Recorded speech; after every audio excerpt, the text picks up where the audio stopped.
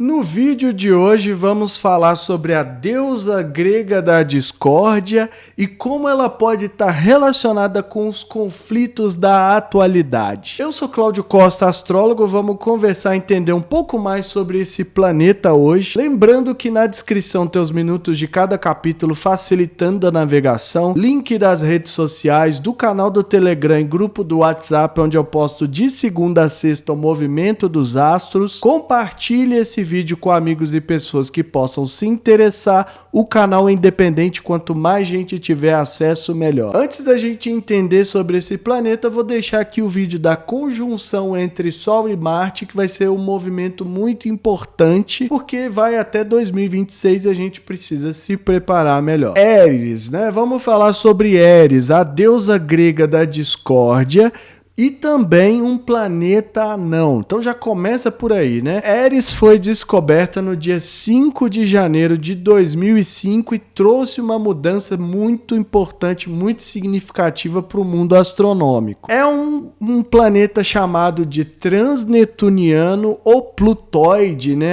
É um planeta que está além da órbita de Plutão, muito além eu diria, leva cerca de 560 anos para dar a volta completa em torno do Sol. O movimento de Éris é muito maior do que Plutão. Por aí a gente já vê que está ligada a coisas, né, como os transpessoais, coisas que mexem com a nossa sociedade, com a nossa civilização, essas influências que a gente recebe que a gente ainda está aprendendo a lidar. O mais próximo que Éris, para a gente entender a magnitude da órbita e da distância, né? Quando foi descoberta, ela foi chamada até mesmo de 10º planeta, mas isso é uma história que eu vou contar daqui a pouco. Mas a distância que ela chega mais próxima do Sol é 39 unidades astronômicas, o que equivale a cerca de 5 bilhões 685 milhões de quilômetros, né? Uma distância enorme. Só para a gente ter uma ideia, a Terra está a uma unidade astronômica de distância do Sol,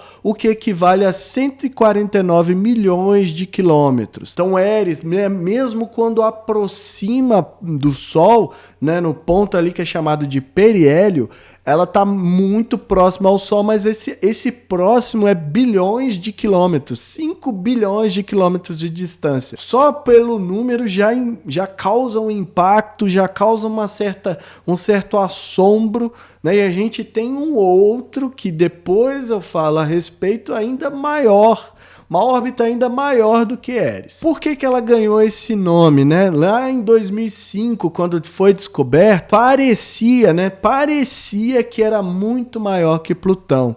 Então se imaginou que se tinha um objeto, né, muito maior que o último planeta, só poderia ser o 10º planeta. Só isso causou uma discórdia, então já vem daí, né, uma divisão, um monte de discussão começou no mundo astronômico, até que em 2006 eles decidiram batizar de Éris, né, talvez porque eles mesmos perceberam ali a discórdia entre eles, e também a classificação de planeta anão, mudando a classificação de Plutão. Como tinha ali um tamanho aproximado e tudo mais, resolveram classificar os dois como planeta anão. Então a descoberta de Éris, né, vamos falar, a deusa da discórdia, já trouxe à tona, né, a própria discórdia em relação a Plutão, a divisão da comunidade astronômica que antes tinha, em 2005 tinha 10 planetas, em 2006 passou a ter 8 o sistema solar. Então causou todo esse efeito, né, de desentendimento até mesmo entre os astrônomos. Eu acredito que até por isso que eles resolveram batizar de Éris. E vale a pena lembrar que isso é para a astronomia, que tem toda uma classificação diferente para chamar um objeto de planeta ou de planeta anão. Para nós, a astrologia, planeta vem do grego e significa errante. Então, se o objeto está errando pelo céu, a gente pode chamar de planeta. E aí, qual é a história da sabedoria grega em relação a Éris, né? Vamos entender de onde vem tudo isso. Conta a sabedoria grega que ia ter um casamento de Peleu e Tétis no Olimpo, né? E Peleu e Tétis seriam os pais de Aquiles depois, né? Vão dar à luz a Aquiles. E todos os deuses e deusas foram chamados, exceto Éris, né? As pessoas não queriam a discórdia, não queriam que Éris estivesse presente. É claro que quando ela ficou sabendo disso, ela ficou com muita raiva e decidiu se vingar. O que ela faz? Ela coloca um pomo de ouro, né, uma espécie, como se fosse ali uma maçã dourada, escrito a mais bela, e coloca isso na mesa do banquete. Pronto, ninguém viu a presença dela lá, nem entra em detalhe em como ela conseguiu plantar isso lá. Só que isso já foi o suficiente, porque Hera, Atena e Afrodite, e aqui eu estou usando os nomes gregos, né, só para facilitar o entendimento, viram o pomo e falaram, eu sou a mais bela, as três. Imediatamente começou uma discussão entre as três, né? Ou seja, a discórdia de Éris já estava plantada. As três queriam ser consideradas a mais bela deusa, né? Queria ser dono do pomo de ouro. Para variar, foram até Zeus, que não era bobo nem nada, e falou, eu não vou decidir isso, né? À medida que vai ficando sábio, entende, né? Porque ali estava a Hera também, né? Uma das esposas, enfim. Ele não quis tomar partido, pediu a Hermes que fosse procurar um humano para resolver o problema. E aí eles encontraram quem? Paris, o troiano, né? E Paris, as deusas, as três ali tentando seduzir Paris, né? Convencer, fazer alguma espécie de barganha com ele para que ele escolhesse uma das três.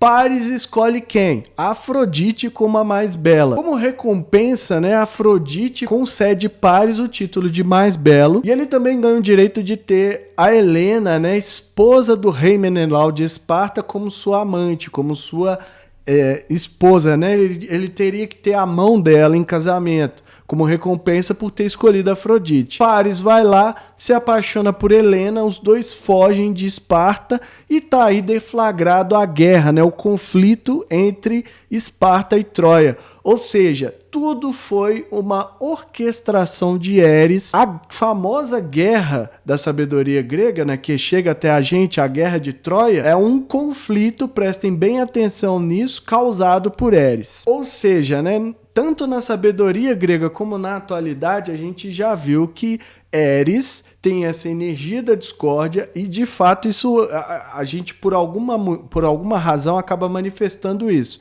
Tanto é que causou a reclassificação de Plutão como planeta anão após a sua descoberta. Éris está em Áries desde 9 de março de 1925 e vai ficar até 2047. Ou seja, todo mundo que está vivo, ou boa parte, né, não sei quem tem aí quase 100 anos ou mais de 100 anos, tem Éris em Áries, no signo de Áries. No signo do quê, gente? O Áries é conhecido por quê? Por conflitos, por ser brigão, por ser uma energia de guerra, de conflitos. São iniciadas de impulsividade.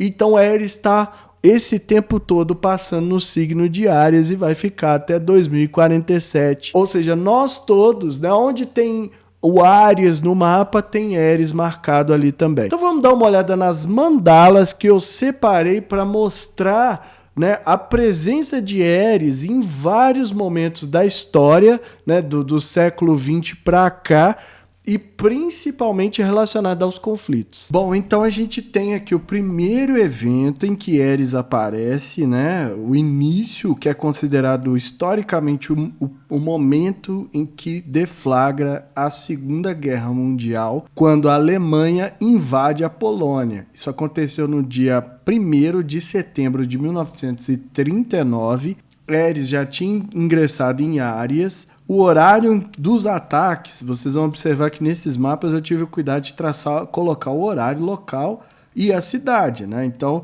foi 4h48 da manhã no horário da cidade de Danzig, na época atual Gdansk, na Polônia.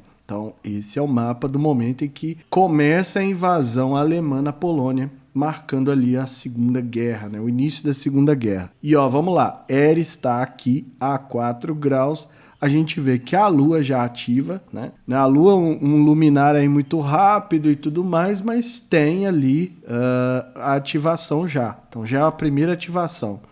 Para quem for bastante atento aí vai notar alguns outros pontos que eu não costumo mostrar na mandala, porque esses outros pontos são de estudo, assim como eu estou mostrando o Eris agora, né? Depois de estudar bastante tempo, desde que o professor Alexandre Schutt falou sobre Eris, foi a primeira pessoa que eu ouvi falar a respeito e eu aprendi e desde então tenho, né, fazendo pesquisas, aguardando ali o momento para trazer isso à tona.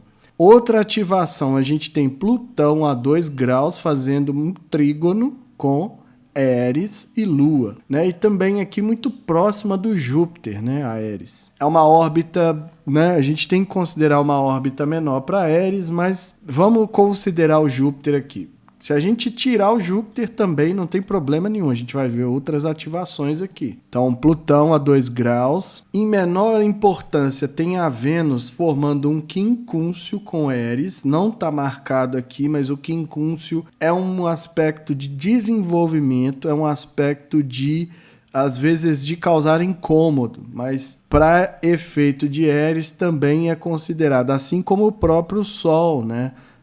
Que aqui há uma conjunção, havia, né, melhor dizendo, nesse dia a conjunção de Sol e Vênus e o ascendente em Virgem fazendo quincúncio com essa Eris aqui, assim como faz quincúncio com o Júpiter. Então já estão observando aí que no início da Segunda Guerra Eris já estava em Áries, retrógrada, né? Esqueci de mencionar isso, mas já tinha ali também a ativação, inclusive com Plutão, né? Não preciso nem falar, guerra, Segunda Guerra, né? O que culminou aqui, né? E aqui, se não me engano, né, são 9 anos desde a descoberta de Plutão. Plutão foi descoberto em 1930 e a Eris, que aí só foi descoberta em 2005, né? Aqui está em aspecto com Plutão, justamente o planeta que ela rebaixaria. Até interessante. Outro mapa, né? Porque, sinceramente, se a gente fosse pegar os outros conflitos todos, Guerra do Vietnã e outras guerras, com certeza a gente acharia a Eris ativada. Mas aqui, né, para não ficar muito extensa essa parte, 11 de setembro de 2001, ataque às Torres Gêmeas. Eris ainda não estava, né, não era descoberta por nós, mas vamos lá. Eris estava a 19 graus de Áries, retrógrada mais uma vez. Então é importante perceber que as retrogradações de Eris parecem ter um efeito, né, muito, muito forte. Eris Saturno em Gêmeos, formando um sextil, né? Ainda um tanto quanto distante, mas já aproximando. Eris Júpiter, mais uma vez, formando uma quadratura, né? 11 graus, também distante, mas aproximando. O Mercúrio aqui, ó, formando uma oposição quase exata também, né? 2, 3 dias ele ficaria exato. Conjunto ao ascendente oposto Eris. O aspecto mais forte, às vezes a gente fala da Vênus como um planeta benéfico. Olha aqui, ó, no momento do ataque, né? Vênus a 18 graus de Leão formando um trígono com Eris. Então, mais uma vez, várias ativações. Olha o Sol também, quincúncio, como foi na Segunda Guerra, um Sol em Virgem, fazendo um quincúncio a Eris. Então, mais uma vez a gente vê que no dia do atentado às Torres Gêmeas, várias ativações de Eris, umas menores, outras maiores, mais próximas, órbitas menores, mas mesmo assim o planeta está ativado. E é interessante notar, né, que no horário aqui, que novamente eu tive o cuidado de pesquisar o horário local, a primeira torre, a Torre Norte, foi atingida às 8h46 da manhã, do horário local, e a gente vê que o Mercúrio, que rege Gêmeos, ataque às Torres Gêmeas, estava bem no ascendente. Isso pode não querer dizer muita coisa, mas, né, enfim, são as sincronicidades da coisa em si. Plutão também caminhando, ó, 12 graus, né, mais distante. A órbita de Plutão e Eris a gente tem que considerar uma distância menor, mas trígono também assim como na Segunda Guerra. Vamos pro próximo. O mapa do dia em que Eris foi descoberta, né? Anunciada para o mundo. Esse eu não consegui o horário local, mas o anúncio parece ter acontecido em Caltech, né, o Instituto de Tecnologia da Califórnia, na cidade de Pasadena, no dia 5 de janeiro de 2005. O que a gente tem aqui com Eris? Vamos lá. Eris também, né, mais uma vez, 19 graus de Áries, retrógrada, né, e aqui a gente tem o Netuno, 14 graus, conjunto ou ascendente, porque eu não vou considerar o ascendente, mas formando aqui um sextil, né? Uma quadratura de Sol com Eris, possibilitando a revelação. Plutão, mais uma vez, 22 graus de Sagitário, muito mais próximo do que do atentado de 11 de setembro, né? E o Júpiter, quase uma oposição com Eris. Então, mais uma vez, várias ativações para a gente descobrir a deusa da discórdia, né? O planeta que recebeu o nome da deusa da discórdia. E aí a gente chega mais atualmente, né? Nos conflitos atuais, né? Quando o presidente russo, Vladimir Putin, declarou as operações especiais, né, na Ucrânia, que aconteceu no dia 24 de fevereiro de 2022, às 5h30, horário de Moscou, de onde foi feito o anúncio via vídeo, né? Agora, como a gente está já nos temas mais quentes, né, mais polêmicos, eu não vou emitir opiniões, eu só vou mostrar que há ativação de Eris também nesse dia. E é importante a gente prestar atenção, até para também não causar nenhum problema aqui no YouTube, que é muito sensível a esses temas. Sempre que se fala desses temas, tem, né, alertas, tem um monte de coisa aí que o YouTube coloca para falar que, né, tá fazendo fake news e tudo mais. Então vamos nos ater à astrologia. Eris a 23 graus de Áries, né? Marte, olha só, conjunção de Marte, de Vênus, e vamos considerar a Vesta também, porque estava na conjunção, fazendo uma quadratura quase exata com Eris. Não precisava nem de mais nada. A gente já vê aqui que tem 1, 2, 3... Podemos considerar o Plutão mais distante, né? 27, mas em outros mapas eu considerei o Plutão, então aqui a gente tem que considerar o Plutão também. Então esses 4 planetas em Capricórnio fazendo quadratura com Eris em Áries.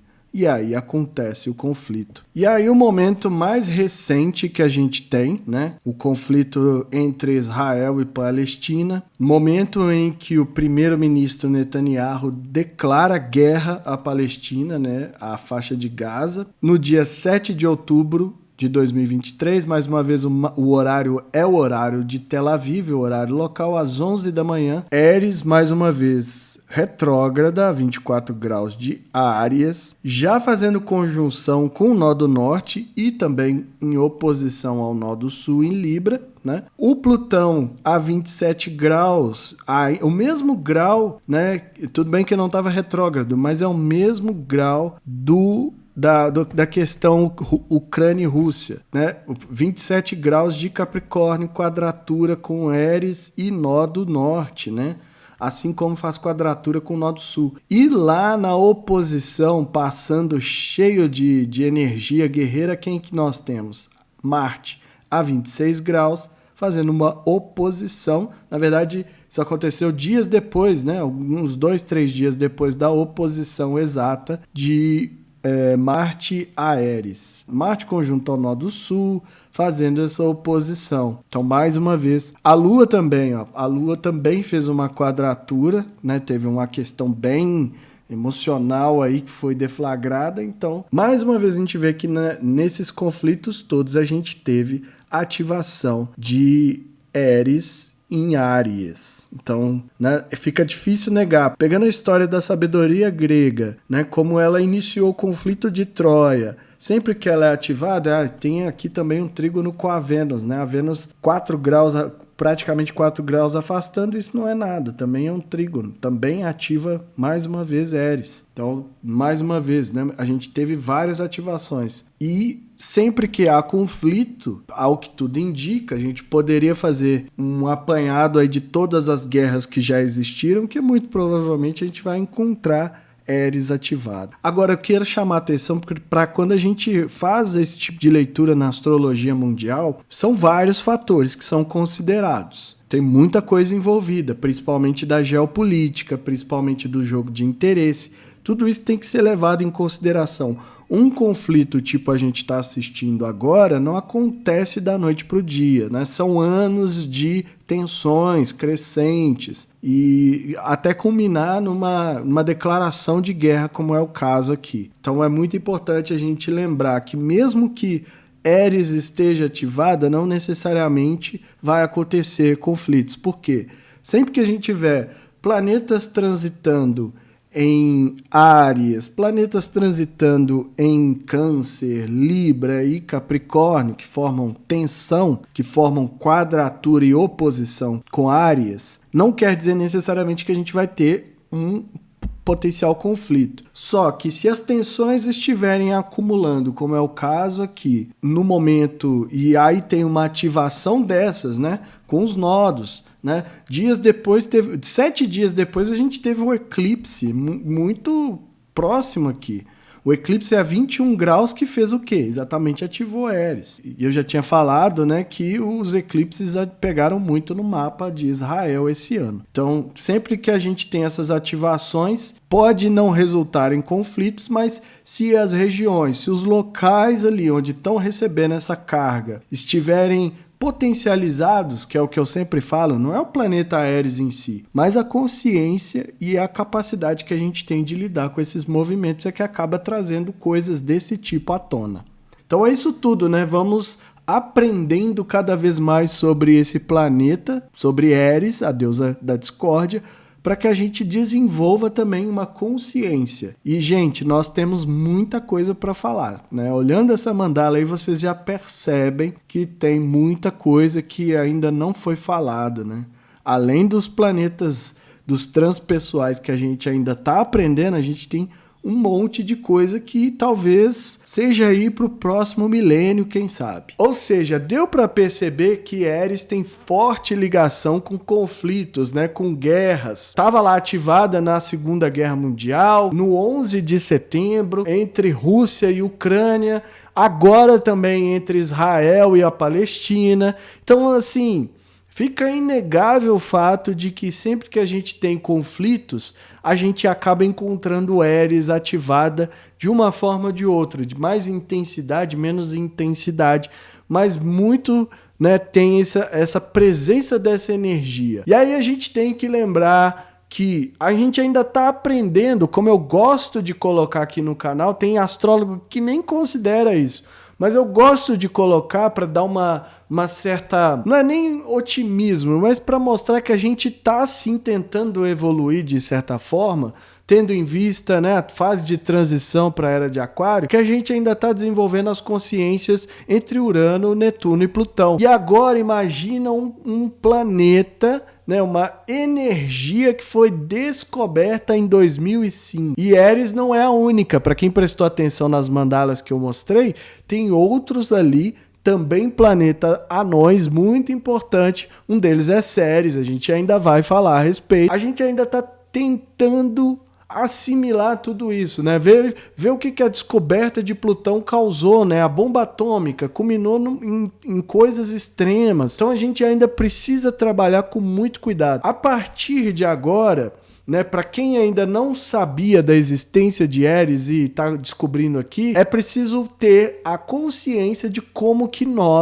cada um de nós está envolvido nessas discórdias semeadas mundo afora. Que às vezes acontece alguma coisa que não diz respeito diretamente ao Brasil, por exemplo, né, como são os conflitos todos aí que a gente falou, a gente já emite uma opinião, e uma opinião que ela meio que a gente nem refletiu sobre. O que é muito comum, né? A gente sempre ouve alguma coisa e reproduz ali. Não necessariamente a gente faz a filtragem, né? A gente pega aquilo ali, pensa se realmente a gente sente daquela forma, se a gente concorda.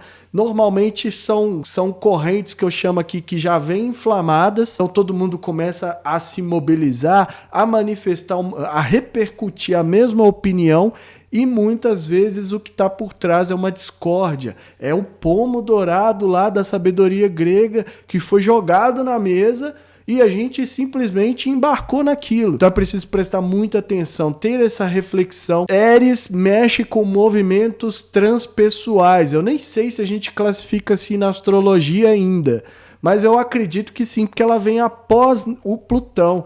E a órbita dela dura quase o dobro de Plutão. Então ela tem que ser considerada um transpessoal. Ela tem que ser considerada algo que vai mexer com a coletividade, que é algo que a gente não controla, que está além das individualidades e, portanto, que arrasta todos nós. Só que a gente tem que entender no nosso mapa pessoal em que casa está a Eris, para a gente ver como que a gente semeia a discórdia, cada um de nós. Porque sim, nós todos fazemos parte dessas correntes, né?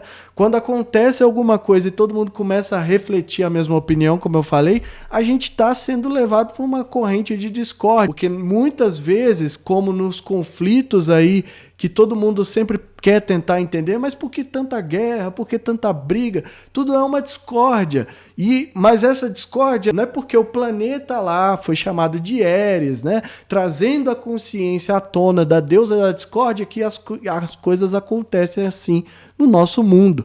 Somos nós, a nossa consciência e principalmente o jogo de interesse. Porque semear discórdia dá muito dinheiro para quem está envolvido ali na ponta, para quem não aparece, para quem lucra muito com esses conflitos. Então, toda vez que tiver um desses levantes, isso não vai parar a partir de agora, a gente vai ver cada vez mais. Eu já falei, né, que a gente tem uma iminência ali, uma escalada de tensões entre Estados Unidos e China, né, ou entre OTAN e China. Então a gente tem que prestar atenção, porque esse conflito entre Israel e Palestina não vai ser o último. Tudo isso tem uma raiz muito mais profunda, tem os objetivos geopolíticos que não tem nada a ver com maniqueísmo de bom ou mal, né? Deus e o diabo, preto e branco, não tem nada disso. A geopolítica, ela não gira em torno disso. Então, o jogo de interesse, ele acontece de uma maneira que a gente pensa que não é ético, que não é moral, que não é certo, onde está a honestidade. Não existe isso, né? O objetivo ali é capitalizar o máximo possível. E se vai morrer gente, infelizmente, para nós isso é um absurdo. Para quem tem um mínimo de consciência, para quem tem um mínimo de entendimento, isso é um absurdo. Mas para quem está lá lucrando, pouco importa. Só que nesse processo a gente embarca numa corrente de discórdia e essa opinião é importante porque ela dá embasamento para que continue acontecendo conflitos ou não. Então a gente precisa, né, parar agora, como eu falei, quem está descobrindo Eris agora, olha no mapa, entende como que essas correntes todas de discórdia podem influenciar e o principal, entenda como você, como cada um de nós está semeando isso. É o signo de Áries, ela vai ficar até 2047, então a gente ainda tem chão pra caramba para trabalhar e entender cada vez mais esses movimentos. E para fechar tudo isso é lembrar que quando há um conflito, há uma guerra, né, isso foi muito falado em várias correntes, a humanidade inteira perde, porque não estão morrendo palestinos, não estão morrendo pessoas que não têm, que são o outro, né, que são estranhos, estrangeiros e tudo mais. É um semelhante nosso, é a humanidade inteira que está passando por isso. A humanidade é uma coisa só, por mais que a gente se manifeste de forma individual, mas todos nós fazemos parte de uma única coisa, de uma única família chamada humanidade, e quando um de nós está ali, né, sendo assassinado por qualquer motivo que seja, todos nós estamos perdendo. Cada vez mais a gente precisa tomar consciência disso e parar de embarcar nessas discórdias, sejam pequenas ou grandes, porque tem muita gente usando isso favoravelmente para mexer com muita coisa que a gente ainda não se deu conta, né? A gente está começando a enxergar tudo isso agora porque tem que ser visto, né? É um dos efeitos de Plutão saindo de Capricórnio, mostrando para a gente como as coisas são de fato, e a gente precisa pegar isso, trabalhar, né? Refletir, ver se tem sentido, entender, né, ali e se posicionar, principalmente se posicionar contra esse tipo de comportamento ainda que vamos chamar que é um pouco, que é primal